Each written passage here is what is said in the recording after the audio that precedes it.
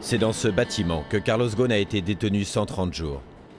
Inconnu du monde il y a un an, ce pénitencier en banlieue de Tokyo est devenu le symbole de la justice japonaise. Une justice froide et impitoyable. Le 19 novembre 2018, Carlos Ghosn est arrêté à la sortie de son avion.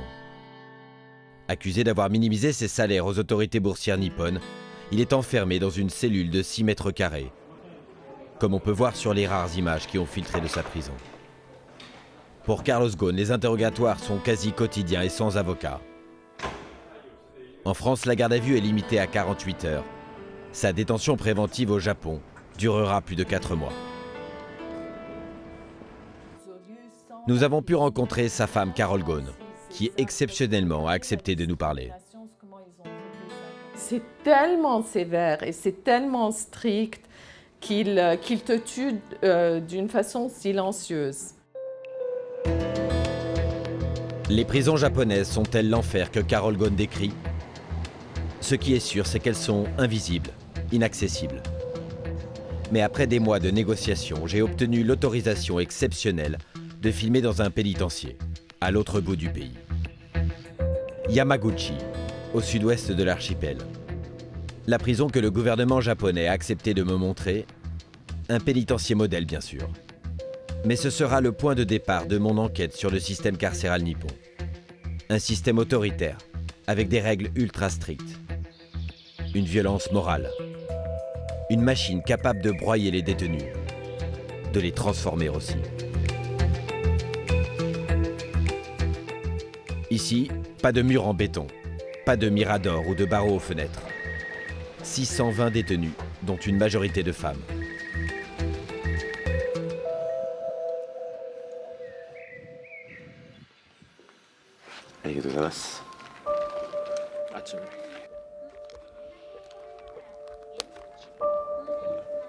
Nous aurons droit à 2 jours de visite, ultra contrôlés. Avancez pour le contrôle. Tout ce que nous filmerons sera vérifié par plusieurs gardes, derrière nous en permanence.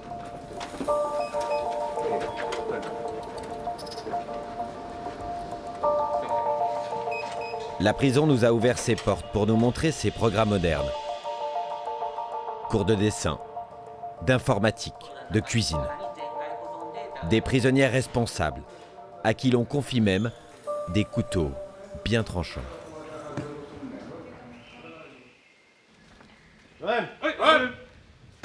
Les gardes n'ont pas d'armes. Oui, il y a toujours des risques de dérapage. Mais il n'y a pratiquement aucun cas de violence. Et on n'est pas armé. C'est la règle uniquement dans cette prison? Non, c'est la règle dans tout le Japon. Nous, les gardes, nous faisons des arts martiaux pour pouvoir nous défendre en cas de problème. Autre fierté, les cellules, modernes et privatives, avec des lits à l'occidental. Ailleurs au Japon, les prisonniers dorment sur des futons dépliés au sol. C'était le cas pour Carlos Ghosn, les premiers jours de sa garde à vue. Il y a une télévision, là ce sont les toilettes, là le lavabo, il y a une serviette en dessous, et là c'est le lit, c'est rare au Japon.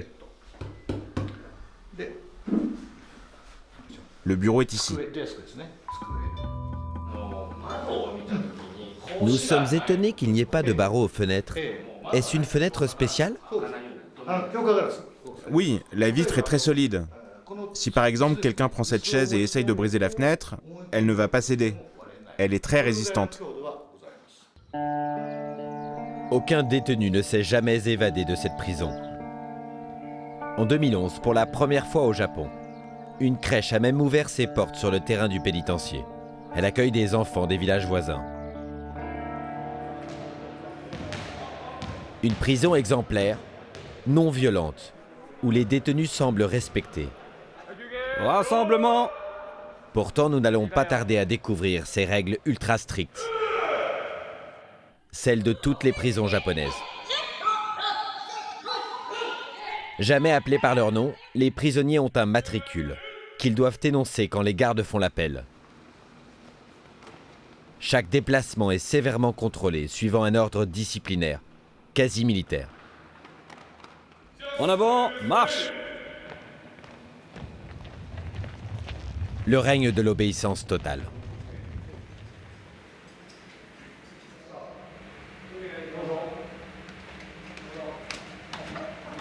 Les prisonniers n'ont pas le droit de parler, d'échanger, de communiquer.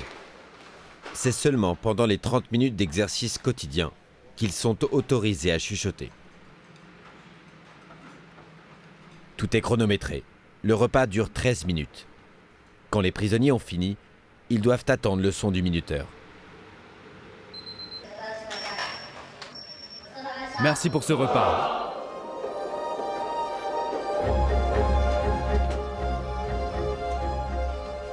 Le travail est obligatoire. Pendant le cours de dessin, défense de parler directement au professeur. Je demande à parler avec l'instructeur. Accordé. Interdit de dessiner la prison ou d'évoquer leur histoire, leurs sentiments. Nous ne saurons pas ce que les prisonniers pensent vraiment. Mais j'ai contacté un ancien détenu de cette prison. Il est à Tokyo, aujourd'hui libre de parler.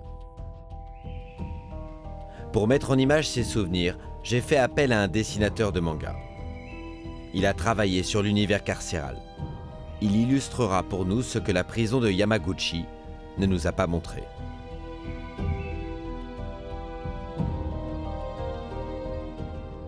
Isanori a passé 5 ans dans le pénitencier de Yamaguchi. Libéré en 2017, il a gardé la coupe du détenu. Au Japon, peu de gens osent critiquer le système carcéral. Isanori souhaite rester anonyme.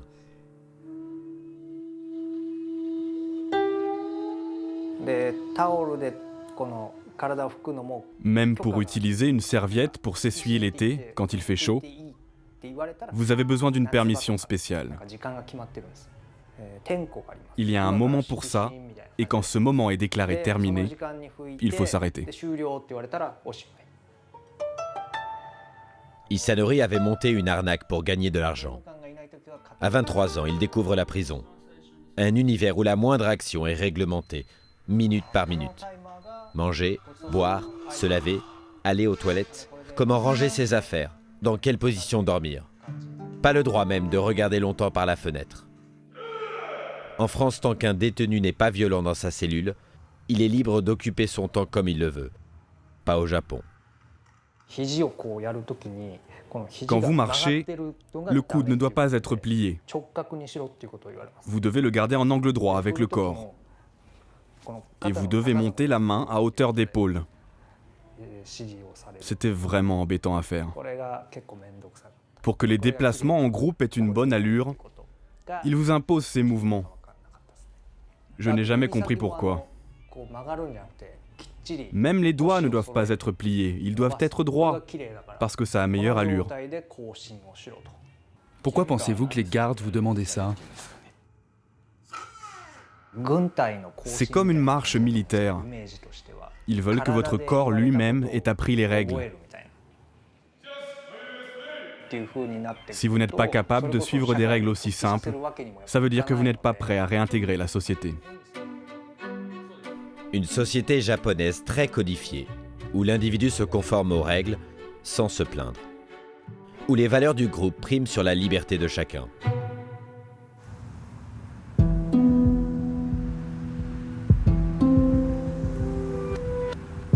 Les règles des prisons japonaises ne s'appliquent pas qu'aux personnes condamnées, mais aussi à ceux qui n'ont pas encore été jugés, et même pour de simples gardes à vue. C'est ce qu'a révélé au grand public la détention de Carlos Ghosn. Aujourd'hui en résidence surveillée à Tokyo, ses communications sont filtrées par les juges et il ne se sent pas libre de parler aux médias. Mais sa femme Carol Ghosn a accepté une interview à New York, où elle vit loin de son mari qu'elle n'est plus autorisée à voir depuis le 4 avril. Il n'est pourtant plus détenu. Carol Ghosn a été entendue comme témoin dans l'affaire, et depuis le tribunal de Tokyo lui interdit même de téléphoner ou d'écrire à Carlos Ghosn. Elle se confie rarement aux journalistes, mais a accepté d'évoquer les longs mois de détention du PDG déchu après son arrestation. Ils l'ont jeté en prison, ils l'ont mis dans un petit pyjama, ils ont tout pris. Il n'y avait pas de chauffage, il gelait de froid, il dormait par terre au début. La lumière, jour et nuit allumée, ils ont pris sa montre pour le désorienter. 2 douches par semaine et il sortait une demi-heure par jour de lundi à vendredi. Il marchait, il y a un toit, il marchait sur le toit. Et le week-end, il fermait la porte à clé, il passait la nourriture sous sa porte. Il le nourrissait, mais il y avait à peine du protéine. Il y avait comme une soupe avec du riz et c'était tout. Il a perdu la première semaine 10 kilos. Image à l'appui, les autorités de la prison affirment que Carlos Ghosn est bien traité, comme tout le monde. Cellules propres, menus préparés par des nutritionnistes, avec légumes et viande ou poisson à chaque repas. À l'époque, Carol Ghosn n'a pas le droit de rendre visite à son mari au centre de détention de Tokyo. Au bout de 3 mois et demi, elle obtient un droit de visite. 30 minutes au parloir. C'est l'endroit le plus triste que j'ai vu dans ma vie. C'était froid, gelé, froid et gris et silencieux. Et on sentait la torture morale. Il était en isolement complet, maigre, pâle, les mains très jaunes. Il était fort, essayait d'être souriant avec moi. Et moi aussi, je ne voulais pas montrer ma tristesse. C'est tellement sévère et c'est tellement strict qu'il te tue d'une façon silencieuse. Les Japonais affirment que leur système judiciaire traite tout le monde de la même manière. Est-ce que vous pensez que votre mari est plus sévèrement traité ou il est traité comme tout le monde finalement? Même s'il est, je ne sais pas ça, même s'il est traité comme tout le monde, c'est super sévère et c'est un système fait pour craquer les gens. Je ne veux pas qu'il soit traité comme un VIP, il est comme tout le monde, mais je veux qu'il traite tout le monde d'une façon équitable. Aucun humain doit être traité comme ça. C'est vraiment injuste. Et ce n'est pas acceptable d'un pays qui fait partie du G7, qui disent qu'ils sont une démocratie, qu'ils envoient des ambassadeurs de UNICEF partout au monde et ils veulent prouver qu'eux, c'est des gens civilisés. Alors, assumez. Carlos Ghosn a tout de même fini par obtenir une libération sous caution. Un traitement rare au Japon, où les personnes inculpées attendent leur procès en détention, parfois des mois ou des années. La libération de Carlos Ghosn est assortie de règles très strictes. Son passeport lui a été confisqué. Il n'a pas le droit d'avoir de smartphone et ne peut consulter Internet qu'au cabinet de son avocat. Oui, libre, il est suivi partout par le bureau des procureurs. Ils savent ce qu'il mange, où il va, avec qui il parle. Et ça, c'est pas légal. Ils disent que c'est pas légal, mais ils le fassent. Ils le font. C'est choquant, ça. Pourquoi ils font ça? Il n'y a pas de justice. Ils font leur justice à eux, mais ils ne suivent pas la justice. Et c'est ça, ils sont au-delà de la justice, les procureurs japonais. La surveillance de Carlos Ghosn par les procureurs est pourtant bien encadrée par le tribunal de Tokyo. Au Japon, le parquet dispose en fait d'un pouvoir considérable. Dans 99% des procès, les juges suivent son avis et l'accusé est condamné. Carol Ghosn sait que son mari a peu de chances d'être acquitté. Cette détention n'avait pourtant rien d'exceptionnel. Cela n'arrive pas qu'aux riches patrons, cela peut aussi concerner de simples citoyens, touristes ou expatriés qui commettent une infraction, mais mineure. Installé depuis 2 ans au Japon, Thomas travaille dans le monde de la nuit. Il a vécu le cauchemar des gardes à vue japonaises. Pour ne pas compromettre sa vie au Japon, son identité ne sera pas révélée. Arrêté à la suite de plusieurs petits vols dans des supérettes et pour s'être enfui d'un karaoké sans payer, le Français de 23 ans est mené au commissariat. Interdiction de passer même un coup de téléphone. En France, ses parents affolés imaginent le pire. Au Japon, ses colocataires le cherchent partout. J'ai essayé d'appeler 1 millier de fois, mais aucune nouvelle. Il n'était plus là. Il avait disparu depuis 5 jours. On était super inquiets pour lui. Au bout de 6 jours, l'ambassade de France, informée, prévient les proches. Chota peut aller voir Thomas. Le Français n'avait pas encore pu prendre de douche. Il n'avait vu qu'une fois son avocat, commis d'office. Ça avait l'air dur pour lui, tellement dur. Je me suis dit, oh, il sentait mauvais, il avait l'air fatigué. Comme un clochard. Oui, c'est ça, comme un clochard. En France, la garde à vue, c'est 2 jours maximum. 6 en cas de menace terroriste. Thomas sera détenu 30 jours pour vol avec violence. C'est le réveil très brutal, donc il crie. C'est un peu un langage militaire, donc je comprenais pas vraiment en japonais, même si je parle un peu. Ils te fouillent, ils te font faire plier ton futon. Évidemment, tout dans le calme, tu te tais, tu n'as pas le droit de parler. Pas vraiment aussi de regarder dans les yeux fixement. Faut toujours regarder par terre, contre un mur. Sinon, la journée, c'est voilà, pas parler, ne pas être bruyant, ne pas s'appuyer contre un mur, ne pas tuer le temps à marcher, tourner en rond. Je le faisais au début, mais ils m'ont dit tout de suite d'arrêter. La nuit, c'était le pire, en fait. Ils laissent la lumière allumée, même la nuit. Il y a toujours ce néon là qui reste allumé, même la nuit. Ils passent toutes les 30 minutes dans ta cellule, donc ils ouvrent la porte. Ça te réveille car c'est une porte en acier. Ils te regardent. Si tu as bougé de position, ils vont te réveiller parce qu'ils ne voient pas ta tête. Tu es obligé de montrer tout le temps ton visage. J'avais l'impression d'avoir aucun moment de repos en fait. Un contrôle 24 heures sur 24. Officiellement pour éviter les suicides. Mais cette explication ne satisfait pas Thomas. C'est une sorte de torture mentale, je pense. Ça doit faire partie, je pense, du processus. C'est très psychologique, je pense. Ils vont certainement pas te taper, te violenter. Pourtant, parfois, j'étais énervé, je criais, je les insultais, même en français et tout. C'est surtout vraiment axé sur psychologie, le mental. C'est une torture mentale, quoi.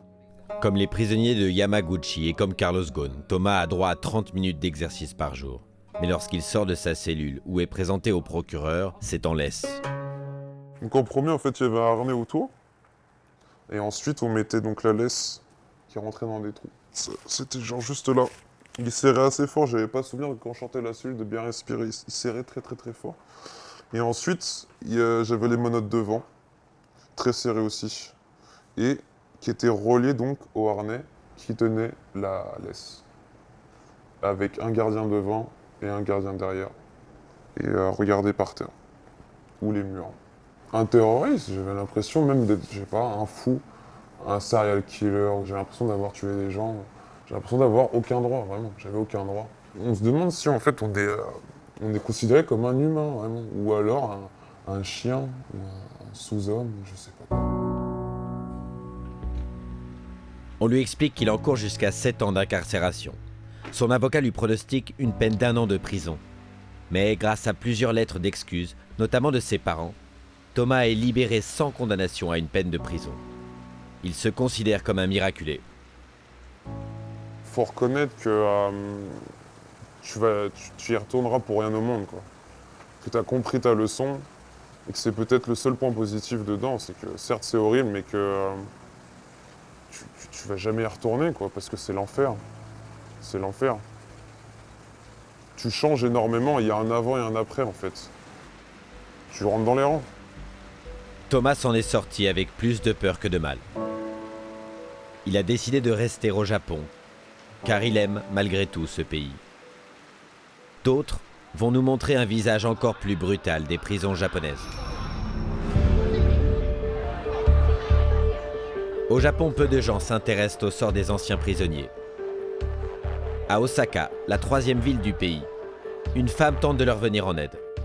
Condamnée 4 fois pour possession de stupéfiants, Rumi Nakano a passé 12 ans en prison. Elle gère un bar de nuit où des anciennes prisonnières ont travaillé comme serveuses. Parmi ses clients, des femmes et des hommes marqués par la prison. Parfois des familles de détenus qu'elle conseille. En prison, si tu veux offrir un mouchoir à un détenu qui n'en a pas, c'est une violation du règlement. Si tu veux donner un peu de ta nourriture à un autre détenu, c'est aussi interdit. La difficulté en prison, c'est que des choses évidentes dans le monde normal, même la gentillesse ou l'altruisme, ne sont pas autorisées. Ce soir, 2 hommes. L'un d'eux est un ancien yakuza, ces fameux gangsters de la mafia japonaise. Kabo et Naruki ont fait des séjours dans des prisons très rigoureuses, sans ventilateur l'été, sans chauffage l'hiver, dans un pays où les températures sont extrêmes. L'hiver, il faisait -1 ou -2 degrés. On était gelés. Comme les murs étaient en béton, je crois qu'il faisait encore plus froid dedans qu'à l'extérieur. On était 6 dans la même cellule.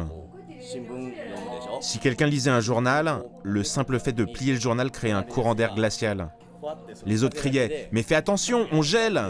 Et on commençait à se disputer. Le plus dur, c'était pour les prisonniers de 60-70 ans.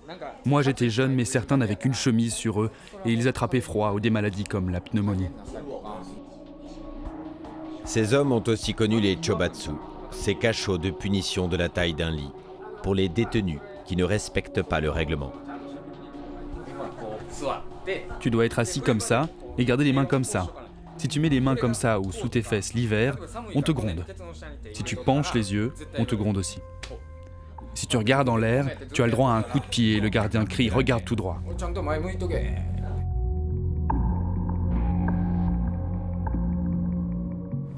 Tu dois rester assis dans cette position immobile de 6h40 du matin jusqu'à 17h. Des isolements qui peuvent durer plusieurs semaines. Pour les prisonniers les plus rétifs, plusieurs mois.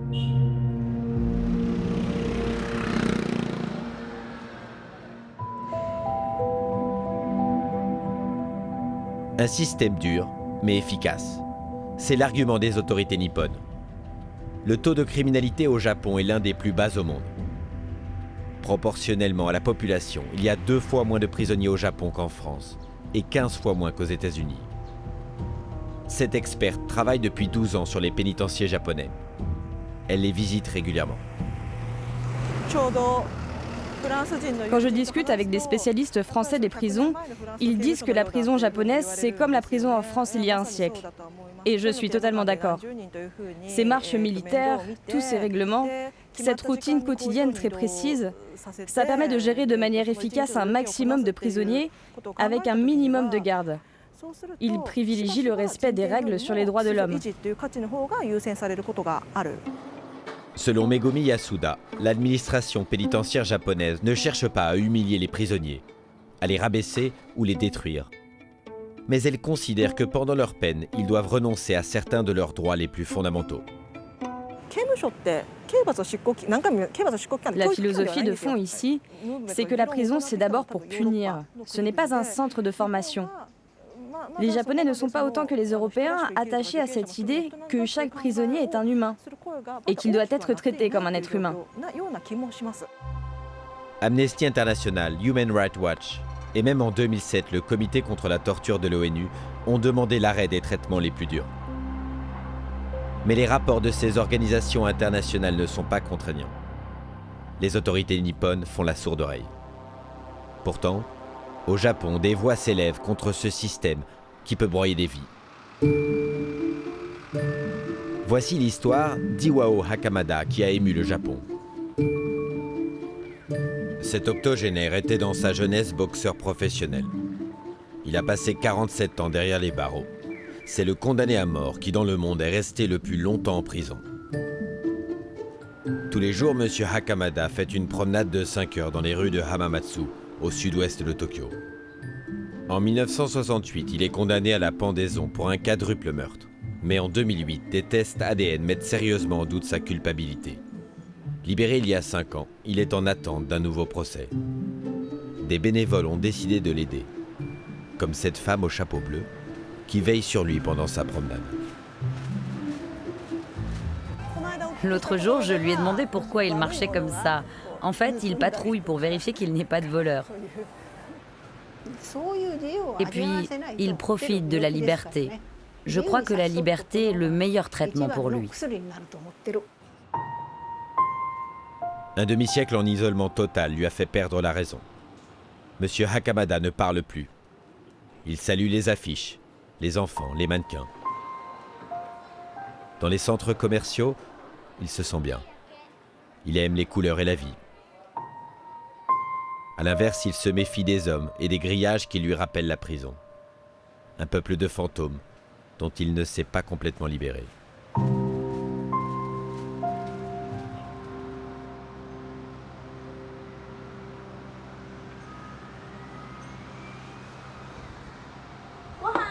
Le repas est prêt. Venez manger, s'il vous plaît. Allez. Aujourd'hui, Iwao Hakamada vit avec sa sœur. Elle s'est battue toute sa vie pour le faire libérer. À tour de rôle, les bénévoles du comité de soutien viennent les aider dans leur maison.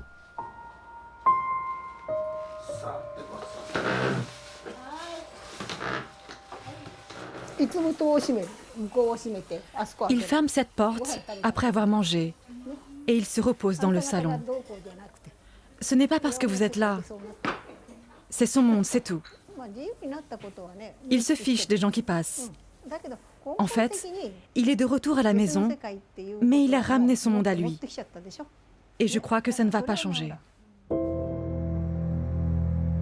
Selon les médecins, l'ancien boxeur a subi un choc traumatique, dû aux conditions d'emprisonnement des condamnés à mort.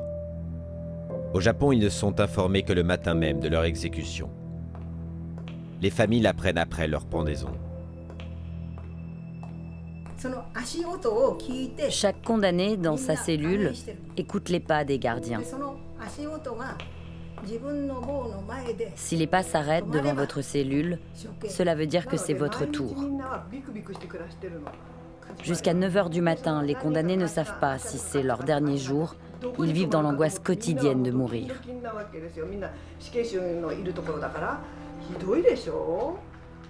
C'est si cruel, si douloureux pour les gens qui sont là-bas. Un jour, les pas se sont arrêtés devant la cellule de son voisin. L'homme a dit « Prenez soin de vous » et il a été emmené. Cela a été un choc pour Hakamada et c'est à ce moment-là qu'il a perdu la tête.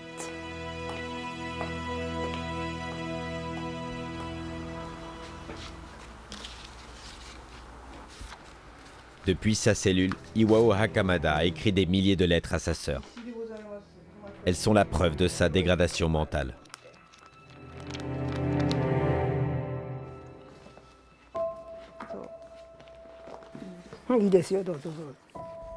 Regardez-là, à l'encre rouge.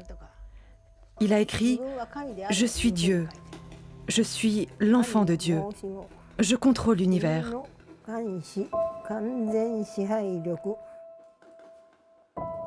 On ne comprenait plus rien à ces lettres. Iwao Hakamada s'est mis à penser qu'il était Dieu. Un être immortel qui ne pouvait pas être exécuté. Il s'est réfugié dans un monde imaginaire.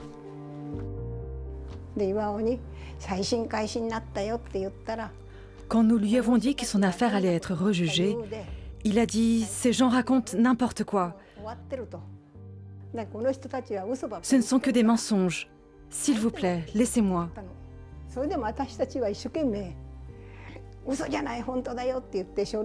Il n'arrivait pas à y croire.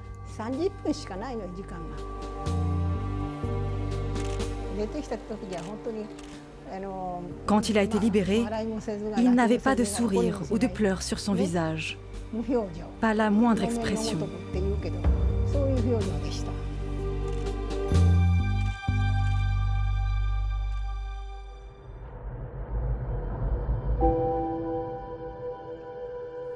La mission que s'est donnée Machiko, le ramener à la vie. Chaque sourire est une victoire pour elle.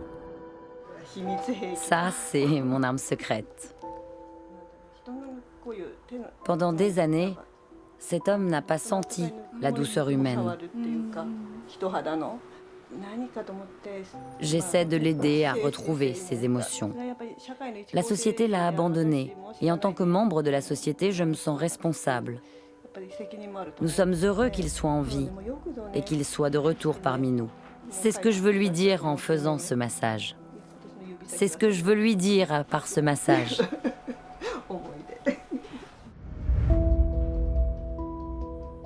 À 83 ans, Iwao Hakamada n'a pas été innocenté. Convaincu de sa culpabilité et malgré son état de santé, le procureur tente de le renvoyer en prison.